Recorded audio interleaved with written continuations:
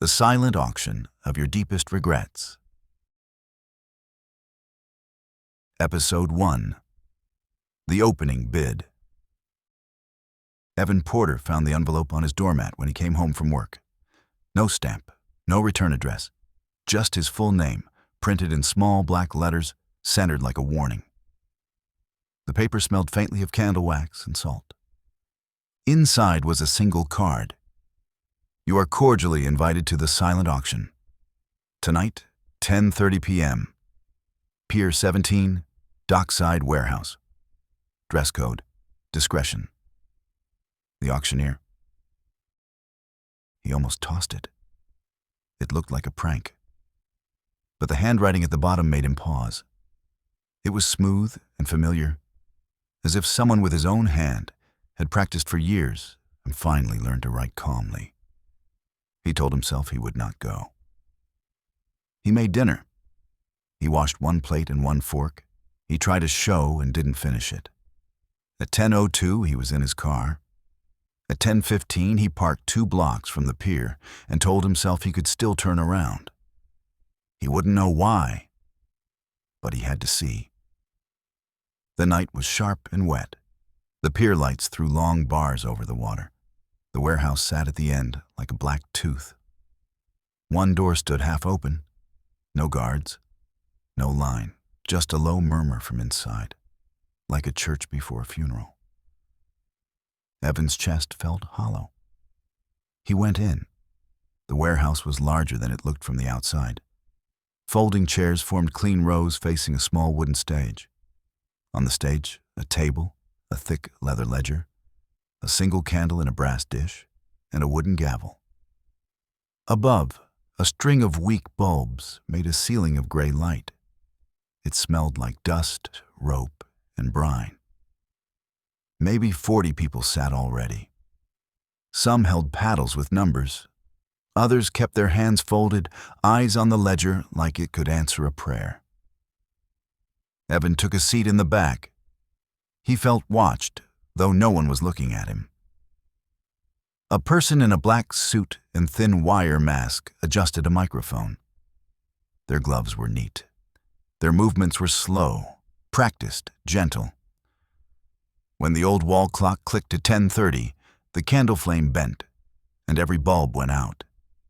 Darkness like velvet. Then the bulbs returned, dimmer. The masked figure's voice was smooth and low. Welcome. Tonight, we trade the past for peace. The voice wasn't loud, but the sound reached every seat like a warm hand. The rules are simple. You may sell a regret. You may buy a regret. Currency is what you can live without. Bidding is binding. All sales are final. Nobody laughed. Nobody coughed. The auctioneer opened the ledger. The sound of the cover lifting was not paper. It was heavier, like pulling something loose from old glue. Lot number 1, the auctioneer said, belongs to Mr. Evan Porter. Evan blinked. He tried not to turn his head. People in the 3rd row turned for him.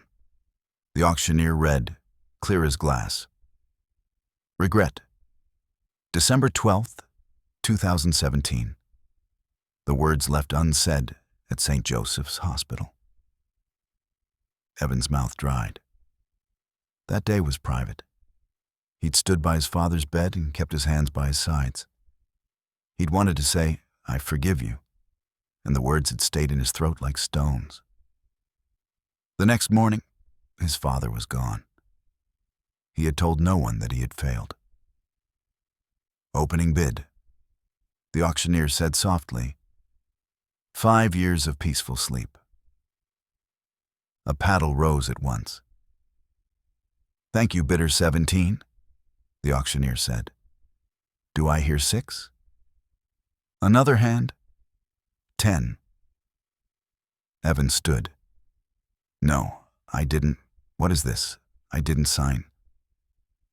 Please, the auctioneer said kindly. No interruptions during bidding. Those are my... You agreed, the auctioneer said, and tilted the ledger slightly. The invitation card, lay inside, pressed beneath the first page. When you opened the envelope, the room watched him like a crowd watches the ocean. 16, someone called. Sold, said the auctioneer.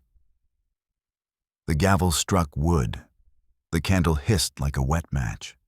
A pull in Evan's chest, gentle and exact, like a thread finely loosened.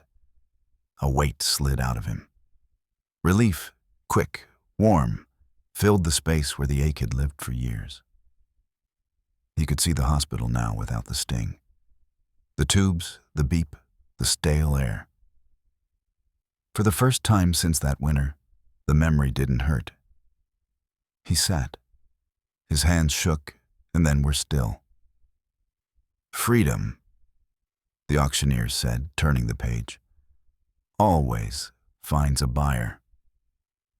Lot after lot. The cadence was calm.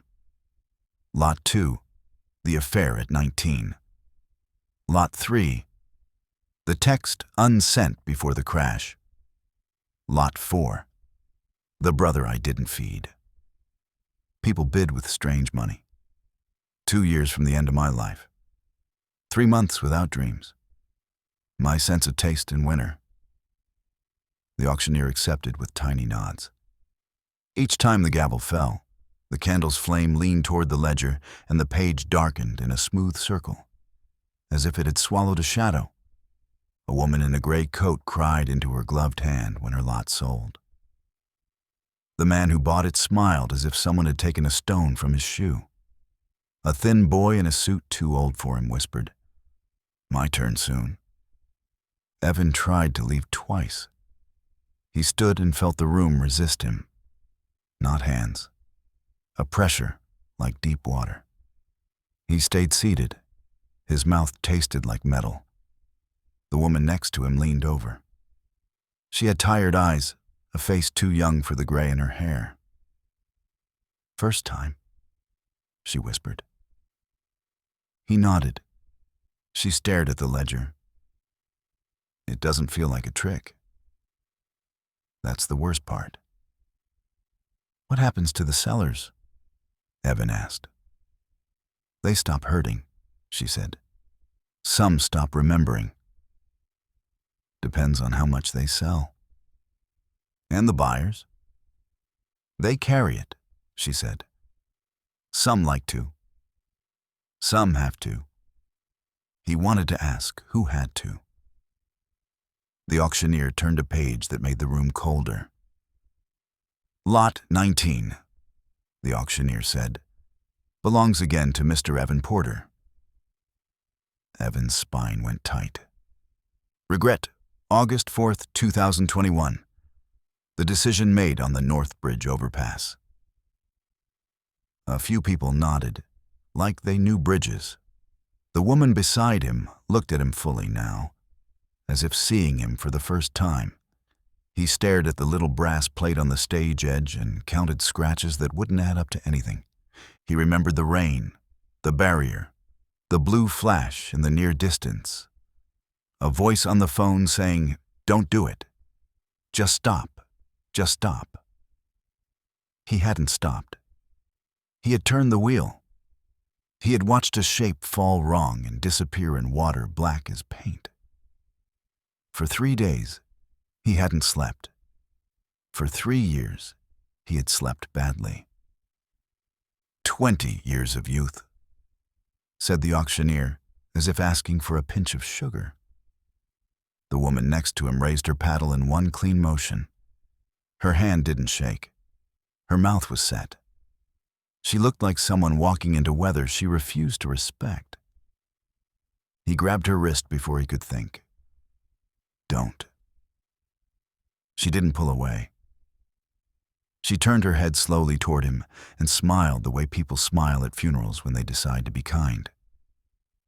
"He was my son," she said, and lifted the paddle higher.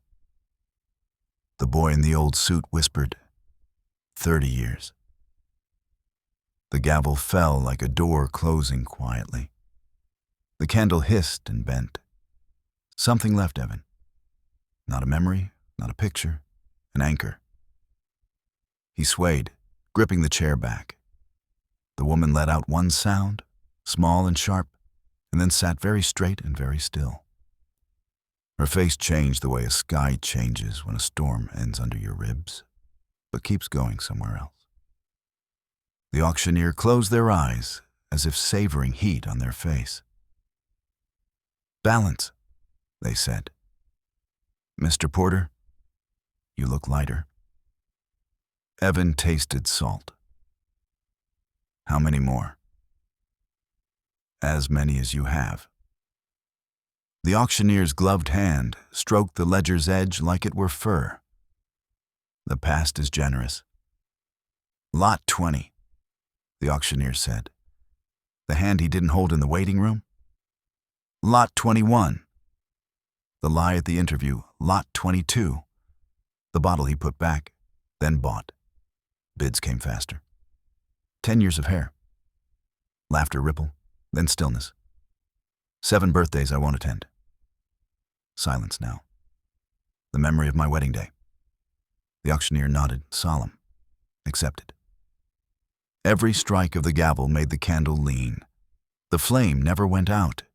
It only threatened. The ledger's pages thickened with dark watermarks. Evan felt smaller in his chair, not from shame, but from subtraction. He tried to gather details like crumbs. The color of his first bike, the smell of his mother's laundry soap, the taste of the first cigarette he hated and tried anyway. Some details would stick, others slid. He pressed his palms to his eyes. Behind the pressure, shapes pulsed. The warehouse hum grew. The crowd seemed larger without anyone new entering. He whispered, "This can't be real." The woman in gray kept her paddle on her lap. "Everything you wish you could undo is real," she said. "That's why you came." He wanted to say he had come for a joke. He couldn't remember the joke. "Lot 23, said the auctioneer. The room cooled. "Final for the evening." A page turned. The candle steadied. "This lot includes the regret that brought the seller here." The auctioneer's mask glinted. Regret, the step he took from the threshold to the first chair. "Mine?" Evan asked, stupidly. "Yours," the auctioneer said. "Of course." "What's the opening bid?" asked a voice up front, light, interested. "1 soul," said the auctioneer. Lightly used. A ripple of humor, then dead quiet. Evan tried to stand again. The room held him down like a polite hand on a shoulder. "That's a joke," someone stage whispered. The auctioneer tilted their head in a way that wasn't yes and wasn't no. From the back row, a single paddle lifted. The number on it was not a number. It was a name. Evan. "Accepted," said the auctioneer. Evan twisted to see the bidder and saw himself. Older by a handful of years, thinner, eyes that had learned to look without blinking. The suit was the same as his. The tie was straight. The mouth was tired. "No," Evan said. His voice had a child's crack in it. "No, no." The older Evan smiled gently. "You don't deserve to carry it. I'll take what you can't." The gavel fell. The candle fell flat and winked. For a long second, the warehouse was a dark, with a shape inside it. Evan's breath left him, not like an exhale, like a loss. Light returned, not from bulbs, but from morning. The warehouse looked old in daylight. Flaking paint, rust lines, salt scars on the concrete. The chairs were empty. The stage was dust, except for one handprint. Evan stood behind the table. His hands, gloved, rested on the ledger. The candle was new, short, unburned. The ledger lay open to a blank page that wasn't blank. In faint ink at the top, auctioneer, Evan Porter. He said hello, and the room said it back. Perfectly. He closed his mouth. The echo kept going. He tried to step away from the table, and his feet stayed where they were. He lifted his hand, and it lifted, slow, not fully his. He tried to think of his apartment. The brown rug, the chipped blue mug, the balcony rail that shook when he leaned wrong.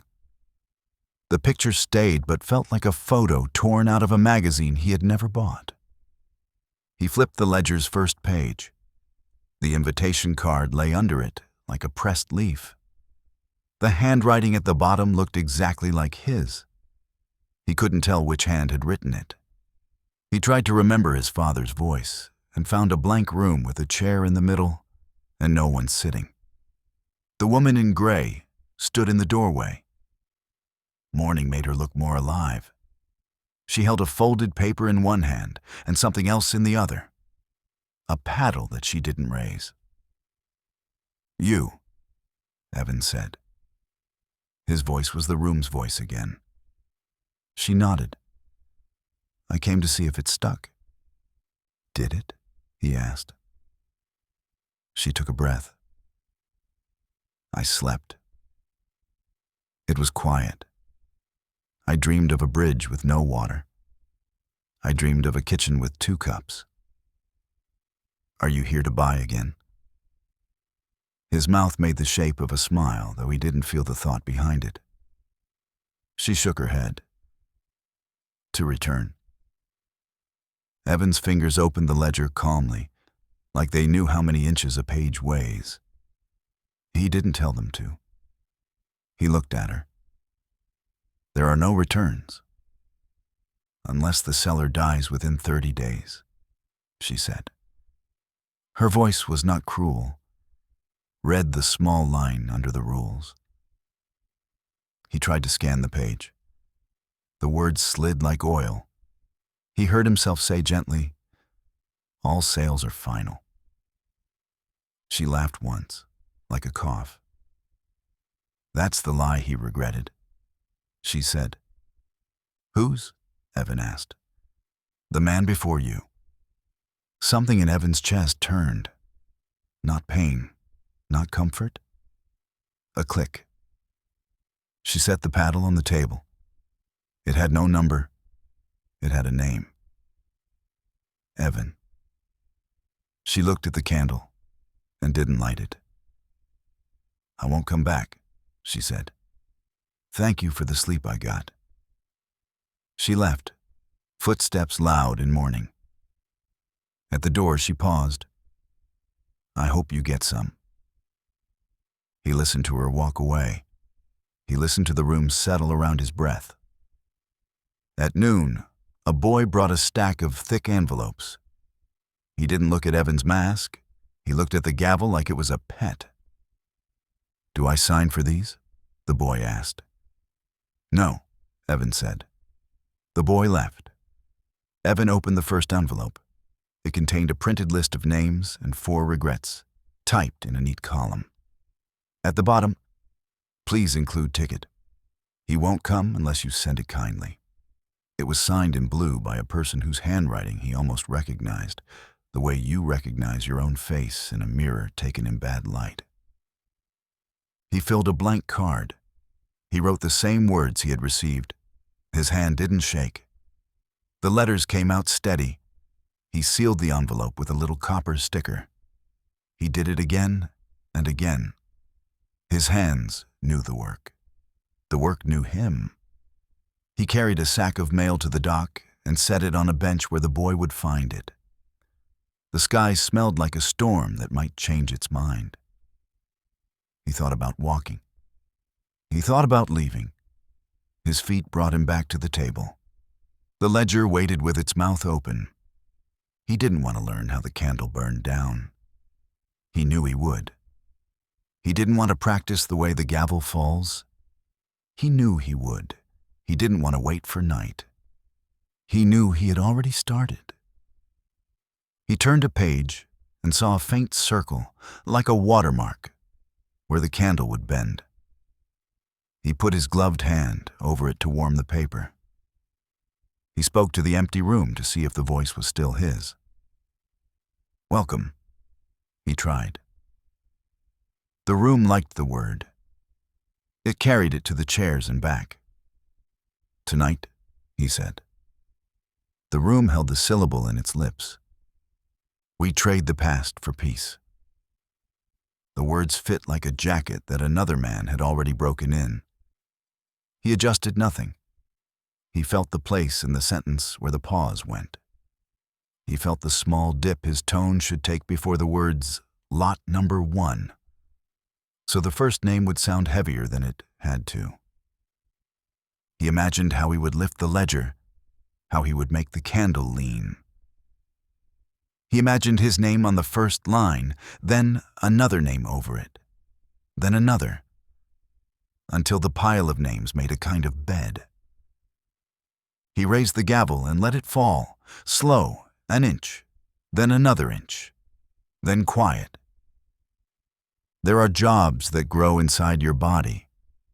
There are roles you do not audition for and do not decline. He looked at the door at the far end of the warehouse and tried to picture it locked. It wasn't. He tried to picture himself walking through it. He didn't. He thought suddenly of the man in the back row with his face and his suit and his eyes. He felt cold like shallow water on stone. He said to no one, "Why me?" The room answered the way empty rooms answer. It gave the words back and then took them away. Night came like a sure thing. The bulbs hummed. The candle knew its job. The chairs swallowed people until there were no empty spaces. And still the room felt like it had room. Evan stood behind the table. His hands lay on the ledger as if they had always done so. The wire mask cooled his cheeks. The microphone did not need a test. When the wall clock clicked to 10:30, the candle flame bent a little, as if greeting him. He spoke once, quietly, and the warehouse became a chamber that belonged to his voice. "Welcome, dear patrons." The voice sounded like someone who had learned to be gentle and had not forgotten how to be exact. "Tonight, we trade the past for peace." He opened the ledger. The page resisted and then yielded in the soft, sticky way he had learned. He saw the first line and didn't flinch. "Lot number 1, he said, belongs to Mr. Evan Porter." A man in the fourth row jerked and went still. He was younger by a handful of years. His suit didn't fit yet. His eyes hadn't learned to watch. He lifted his hands and then put them down like a student who had not understood the question. "Regret," Evan read, bright and even. "December 12th, 2017. The words left unsaid at St. Joseph's Hospital. The ripple moved through the crowd like a low tide. "Opening bid," he said, and paused where the sentence told him to pause. 5 years of peaceful sleep. A paddle rose. "Thank you, Bidder 17. He nodded with the exact softness he had practiced. "Do I hear 6? Another hand. 10. The man in the fourth row stood. "Wait, what is this?" "I didn't." "Please," Evan said, kind because the word had to be. No interruptions during bidding. The man's mouth opened for another sentence, and then closed. He sat hard. His hands creased into his trousers like anchors. 16, someone called. Evan raised the gavel. The candle leaned. "Sold," he said, and struck the wood. The flame hissed. The page darkened. Something in the fourth row man lifted and left. Evan watched the relief cross a face he knew well. He knew every muscle of that expression. He didn't feel it. He turned the page. The room waited for him to continue. he continued. Lot 2, he said. The affair at 19. The woman in gray sat 6 rows back. She didn't raise her paddle. She watched his gloved hands, and the candle, and the ledger, and the gavel. And she looked for a breath, like someone standing on a bridge with no water under it. Evan read the next line. He was good at reading. He would get better. In the dark beyond the last row, a boy in a suit too old for him smiled without teeth. He had a paddle on his lap with no number on it. It had a name instead. Outside, the tide shifted against the pier, exact and patient. The envelope makers sealed new cards with small copper stickers, and the names flowed down the list like beads on a string. Inside, the auctioneer's voice stayed calm and warm. The candle never went out. The ledger grew heavier by a measure no scale could count. When the gavel fell the last time, the room felt relieved. Evan closed the ledger, and the page touched the card like lips. Thank you, he said. Thank you, the room said back. He stood on the stage a long time after the warehouse emptied. He listened to the wood cool and the sea breathe and the small scratch of a mouse in a wall. He looked at his hands, and they did not look at him. He blew out the candle, and the dark came in, complete and clean. Somewhere in the city, at the door of a quiet apartment, a plain envelope laid itself gently on a mat, and inside it a single card waited, patient as tide. You are cordially invited to the silent auction. Tonight, 10:30 p.m. Pier 17, Dockside Warehouse. Dress code, discretion. The auctioneer. All sales are final.